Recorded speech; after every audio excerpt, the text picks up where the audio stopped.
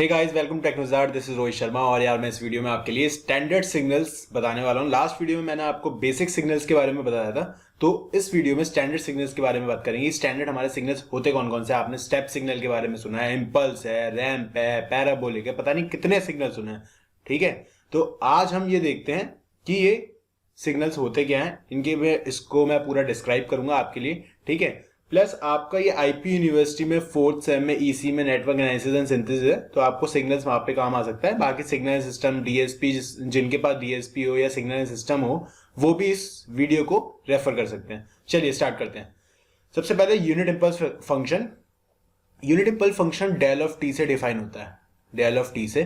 ठीक है, उसने बोला है del of t at t is equal to 0, amplitude जो है इनफाइनाइट होगा उसका। ठीक है, तो किसी भी वेव फॉर्म का जिसका t इक्वल टू 0 पे एम्पलीट्यूड इनफाइनाइट है, तो वो एक इंपल्स सिग्नल है और t नॉट इक्वल टू 0 पे 0 होगा। ठीक है, देखो बाकी जगह 0 है मेरा, यहाँ पे 0 है, बट यहाँ पे इनफाइनाइट है, तो ये मेरा एक टाइप का इंपल्स सिग्नल है, जिसे हम डेल ऑफ t से भी डिफाइन करते हैं। ठीक है, अब इसकी प्रॉपर्टीज अगर पढ़ें तो इंपल्स एक इवन सिग्नल है। ठीक है, it is neither energy nor power signal. अगर आप मेरी लास्ट वीडियो को देखते हो तो लास्ट वीडियो में मैंने बताया था जिन सिग्नल्स का एम्पलीट्यूड इनफाइनाइट एक्सटेंशन का होता है, जैसे इसका एम्पलीट्यूड इनफाइनाइट एक्सटेंशन का है, ठीक है, वो सारे signal neither energy nor power signal होंगे। समझ में आ गया।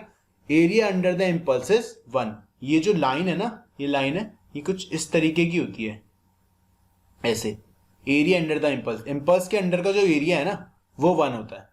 ठीक है, ये जो एरिया है, ये जो लाइन पे जो एरिया है ना, ये 1 होगा आपका। Area under the impulse is 1। ठीक है, नेक्स्ट चलते हैं यूनिट स्टेप सिग्नल पे। आपने सुना होगा यूनिट स्टेप सिग्नल अगर t ग्रेटर देन 0 पे हमारा 1 होता है और t लेस देन 0 पे 0 होता है। ठीक है, तो ये तो हमने यूनिट स्टेप पढ़ा था, और इसको किससे ऐसे ही आपने फिगर देखी होगी इसकी क्या कहते हैं, यूनिट स्टेप की। ठीक है, तो ये देखो कॉमनली यूज ग्राफ जो होता है, जो मैंने अभी आपको बना के दिखाया, ये होता है। ठीक है, तो t लेस देन 0 पे हमारा 0 है और t ग्रेटर देन 0 पे 1 है, बट इसका t इक्वल टू 0 पे भी एक वैल्यू होती है, जिसे बोलते हैं 1/2। सही है, तो इसकी अगर प्रॉपर्टीज देखें, अगर u ऑफ t एक सिग्नल है, जैसे u ऑफ t ये वाला मेरा एक सिग्नल है, अब इसका टाइम रिवर्सल करना है उन्होंने बोला है। ठीक है, इसका u ऑफ -t, इसका टाइम रिवर्सल कर दो, इन दोनों को ऐड करना है। इन दोनों को ऐड करोगे क्या होगा, एक सिग्नल बन जाएगा विच इज इक्वल टू 1। ठीक है, ऐड करने के बाद, तो ये एक प्रॉपर्टी है। u ऑफ t एक पावर सिग्नल है। पावर सिग्नल मतलब जिसका फाइनाइट, मतलब पावर जो फाइनाइट है बट एनर्जी इनफाइनाइट है। तो आरएमएस यहाँ पे कितनी है, 1/√2 है, एवरेज की 1/2 होते हैं। तो ये याद रखना। ठीक है, बेसिकली वैसे आते नहीं है ये, ठीक है, बट आपको बस ये मालूम होना चाहिए यूनिट स्टेप फंक्शन होता क्या है, और आपको इसके बारे में मालूम होना चाहिए। ठीक है, ये इंपॉर्टेंट है। ये प्रॉपर्टीज आप देख सकते हो। स्टेप का अगर आप डेरिवेटिव करते हो, ये जो स्टेप फंक्शन है इसका डेरिवेटिव करोगे तो हमारा इंपल्स फंक्शन आता है, या इंपल्स को इंटीग्रेट करोगे तो स्टेप फंक्शन आता है। ठीक है, ये चीज बहुत इंपॉर्टेंट है, ये 2 पॉइंट बहुत इंपॉर्टेंट है इसके, तो ये आप याद रखना। नेक्स्ट आता है हमारा यूनिट रैंप फंक्शन।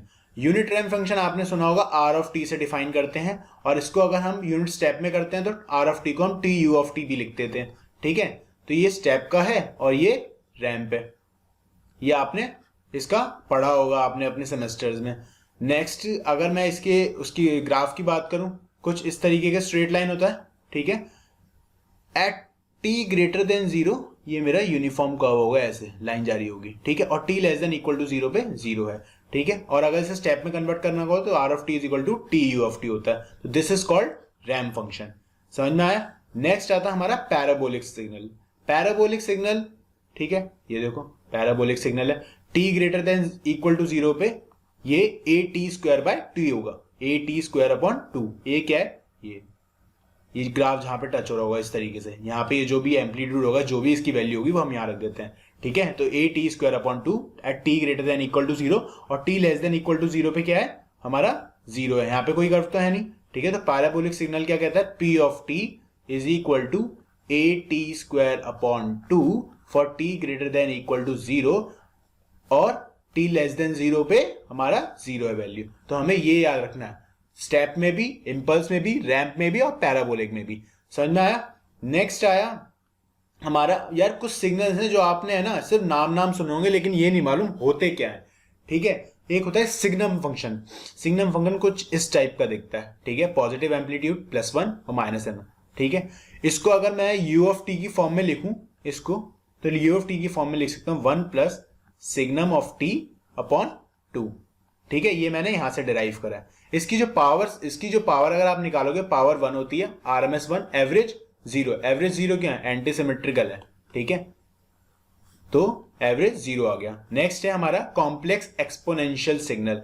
यार आपने है ना कुछ मैथ्स में, अगर आपने फोरियर सीरीज वगैरह मैथ्स वगैरह पढ़ा हो फर्स्ट सेमेस्टर में, ठीक है, ई की पावर जे ओमेगा टी टर्म देखी होगी, उसको हम कैसे लिखते थे, cos of J omega T plus J of sine omega T, इस तरीके से लिखते थे कुछ, ठीक है।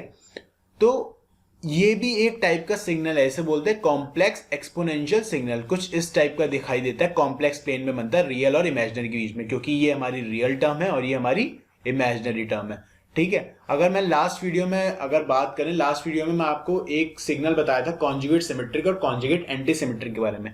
कॉन्जुगेट सिमेट्रिक क्या होता है, रियल प्लस इवन, तो ये वाला सिग्नल मेरा इवन है, और इमेजिनरी प्लस ऑड। अगर रियल प्लस इवन है हमारा और इमेजिनरी प्लस ऑड है तो कौन सा सिग्नल होगा, कॉन्जुगेट सिमेट्रिक सिग्नल, ठीक है। लास्ट वीडियो एक बार आप देख लेना, पढ़ लेना, आपको समझ में आ जाएगा ये कॉन्जुगेट सिमेट्रिक क्या है, conjugate anti symmetric. Conjugate anti symmetric में क्या होता है, रियल प्लस ऑड और इमेजिनरी प्लस इवन। समझ में आया। नेक्स्ट आता हमारा रेक्टेंगुलर फंक्शन, सही है। रेक्टेंगुलर फंक्शन के बारे में बात करते हैं, सही है। x of t is equal to 1, ये जो 1 है एम्पलीट्यूड, कहां से कहां तक की रेंज है, -0.5 से 0.5 थी, +0.5 तक की रेंज होती है, ठीक है। अगर मैं इस पूरे एम्पलीट्यूड को टाउ मान लूं, सॉरी पूरे टाइम को मैं टाउ मान रहा हूं, तो ये मेरा टाउ/2 होगा, -टाउ/2, और ये मेरा +टाउ/2 होगा, ठीक है। तो मैं यहां पे लिख सकता हूं -टाउ/2 greater than less than equal to t से और ग्रेटर देन इक्वल टू टाउ/2, सही है। कुछ इस तरीके से भी लिख सकता हूं मैं इसे, समझ में आया। ये होता हमारा रेक्टेंगुलर फंक्शन। अब दो फंक्शन और आते हैं, एक होता है सिंक फंक्शन और एक होता है सैंपलिंग फंक्शन, ठीक है। सैंपलिंग तो यार आपने एक साइन टी अपॉन टी पढ़ा होगा, याद होगा, आपने मैथ्स में पढ़ते थे ना, limit x tends to 0, sorry t tends to 0, sine t upon t हमेशा 1 होता था, याद है, ठीक है। तो साइन टी अपॉन टी जो सिग्नल होता है ना, साइन टी अपॉन टी, ये जो होता है ना, ये होता है सैंपलिंग फंक्शन, ठीक है। सैंपलिंग फंक्शन जो होता है साइन टी अपॉन टी होता है। इसका जो एनर्जी होती है सैंपलिंग फंक्शन की, वो होती है एनर्जी पाई, और एरिया भी पाई होता है। नेक्स्ट आता है हमारा सिंक फंक्शन। सिंक फंक्शन क्या होता है, sine pi T upon pi T, मैंने यहां पे लिख रहा है। यहां पे सैंपलिंग में क्या था, sine t upon t, sampling pi t में क्या है, साइन पाई टी अपॉन में पाई टी, ठीक है। ये हमारा सिंक फंक्शन होता है, जिसको हम कार्डिनल साइन फंक्शन भी बोलते हैं, ठीक है। तो यार ये थे हमारे कुछ स्टैंडर्ड सिग्नल्स जो मुझे आपको डिस्कस करने थे आपके साथ, ठीक है। हमने कौन कौन से पढ़े, सबसे पहले हमने पढ़ा था unit impulse, step, ramp, parabolic, फिर हमने पढ़ा सिग्नम फंक्शन, फिर हमने रेक्टेंगुलर फंक्शन पढ़ा था, फिर हमने सिंक फंक्शन और सैंपलिंग फंक्शन पढ़ा था। ये कुछ टाइप के हमारे स्टैंडर्ड सिग्नल्स हैं जो आपको याद रखने चाहिए, और अगर आप इलेक्ट्रिकल या इलेक्ट्रॉनिक्स से बिलोंग करते हो तो आपको इन फंक्शंस के बारे में 100% मालूम होना चाहिए, क्योंकि आपके जो बाकी सब्जेक्ट्स हैं, कंट्रोल सिस्टम हो गया, डीएसपी हो गया, सिग्नल्स, कम्युनिकेशन, यार पता नहीं कितने सब्जेक्ट्स में इनका यूज है, तो ये बहुत इंपॉर्टेंट है, आपको याद होना चाहिए, ठीक है। और इससे रिलेटेड कोई भी डाउट है तो आप मुझसे कमेंट सेक्शन में पूछ सकते हो, ठीक है। चलो ओके बाय।